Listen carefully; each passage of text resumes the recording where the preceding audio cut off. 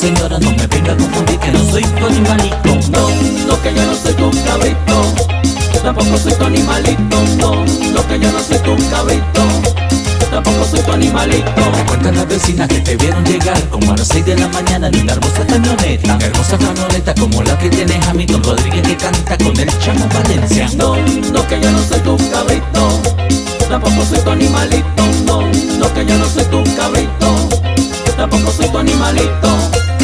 Mira papi, mira ese cabrito tan bonito, porque tendrá los cuernos de atrapa. No sé qué dirá o qué pasará cuando la gente se ponga bonita. Mira ese muchacho con la cara de cabrito. Eso no me puede pasar. Cara de cabrito, él tiene cara de cabrito. Cara de cabrito, él tiene cara de cabrito. Oye, ya tú sabes si no te Chamo Valencia.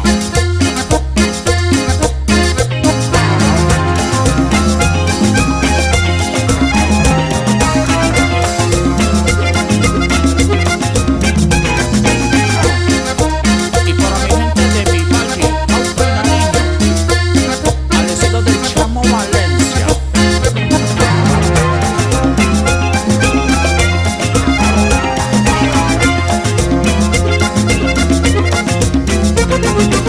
Él tiene cara de El cabrito, taxista camionero, tiene cara de cabrito. el abogado, el ingeniero, Él tiene cara de el cabrito, doctor y el enfermero. tiene cara de cabrito.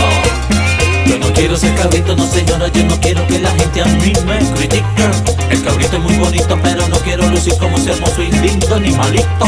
Él tiene cara de cabrito, El locutor, el contador, tiene cara de cabrito. el peluquero, el panadero, Él tiene cara de el cabrito, gerente y el modelo. tiene cara de cabrito. Bueno, yo quiero que todos bailemos el baile del cabrito. Vamos a hacer dos filas. Mueve la cabeza para un lado y mueve la cabeza para el otro. Mueve la cabeza para un lado y mueve la cabeza para el otro. Él tiene cara de El cabrito, empresario, el ganadero, tiene cara de cabrito. el vigilante, el Él general, tiene cara de el cabrito, cantante y el DJ. tiene cara de cabrito. Tiene cara de cabrito. Oye, ya tú sabes si no te Chamo Valencia. Mueve la cabeza, mi cabrito, pero sin freno.